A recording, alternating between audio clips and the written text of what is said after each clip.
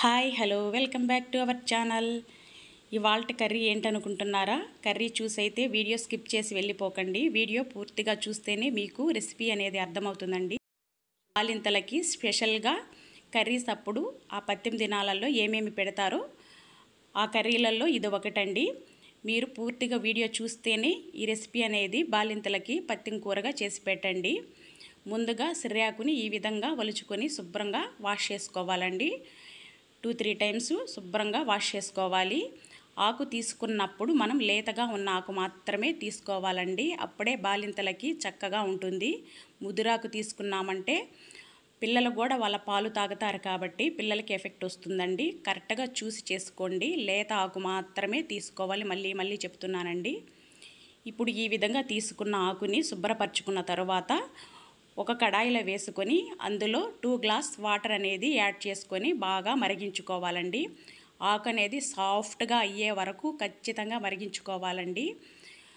మళ్ళీ చెప్తున్నానండి, బాలింతలకి పత్యం కర్రీ చేసేటప్పుడు కాస్త జాగ్రత్తగా చేసుకోవాలండి. చూడండి, ఈ విధంగా సాఫ్ట్గా రావాలండి. మనం కాడ పట్టుకున్నామంటే ఎక్కువ కాడలు కూడా వలుచుకోకూడదండి. ఆకు తీసుకున్నప్పుడు లేతగా ఉండాలి. ఈ విధంగా సాఫ్ట్గా అయిన తరువాత ఇది వేరే పాత్రలోకి ఈ విధంగా వడకట్టుకొని దీన్ని మెత్తగా మెదుపుకోవాలండి. ఎక్కువ మెత్తగా మెదిపాముకోడనుకోండి అప్పుడు కాస్త మందు వాసన అనేది వచ్చేస్తుంది. సిర్రా కాస్త కచ్చాబచ్చాగానే మెదుపుకోవాలి. ఈ విధంగా మట్టి పాత్ర ఉంటే మంచిదండి. బాలింతలకు పెట్టే కర్రీస్ చాలా జాగ్రత్తగా చేసుకోవాలండి.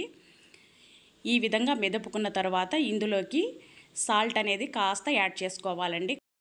ఈ విధంగా సాల్ట్ యాడ్ చేసిన తర్వాత మరొక్కసారి మొత్తం మెదుపుకోవాలండి. మనం ముందుగా ఉడికించుకున్న వాటర్ ఉంటాయి కదండి, అది ఇందులో యాడ్ చేసుకోవాలండి. పెద్ద ప్రాసెస్ ఏమీ ఉండదండి. కాస్త జాగ్రత్తగా అయితే చూసి చేసుకోండి. చూడండి, ఈ విధంగా మరొక్కసారి మనం వేసిన వాటర్ ఇందులో కలిసే విధంగా కాస్త కలుపుకొని ఇప్పుడు పోపు పెట్టుకోవాలండి. పోపులోకి ఎటువంటి ఆనియన్స్ కానీ అలాంటివి ఏమీ వాడకూడదండి. టమోటా కూడా వాడకూడదండి. మనకి బాలింత తినేటప్పుడు ఆ ఎఫెక్ట్ మొత్తం పిల్లల మీద కూడా పడుతుందండి. కాస్త చూసి వేసుకోవాలి. ఆయిల్ కాస్త హీట్ అయిన తర్వాత 1/2 టేబుల్ స్పూన్ ఆవాలు యాడ్ చేసుకోవాలండి. ఆవాలు కాస్త చిటపటలాడిన తర్వాత 5-6 ఎండుమిర్చి ఈ విధంగా తుంచి వేసుకోవాలి. అదేవిధంగా ఓరెమ్మ కరివేపాకు కూడా యాడ్ చేసుకోవాలి. 1/2 టేబుల్ స్పూన్ పసుపు యాడ్ చేసుకోవాలండి. మనం ఆకు ఎంతైతే తీసుకుంటామో దానికి సరిపడా యాడ్ చేసుకోండి. స్పైసీ కోసం 1/2 టేబుల్ స్పూన్ కారం యాడ్ చేస్తున్నానండి.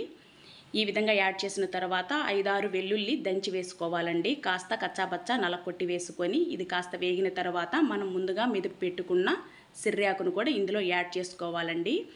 రెసిపీ అయితే చాలా సింపుల్గా ఉంటుందండి. బాలింతలనే కాదు మామూలు వాళ్ళు కూడా తినచ్చండి.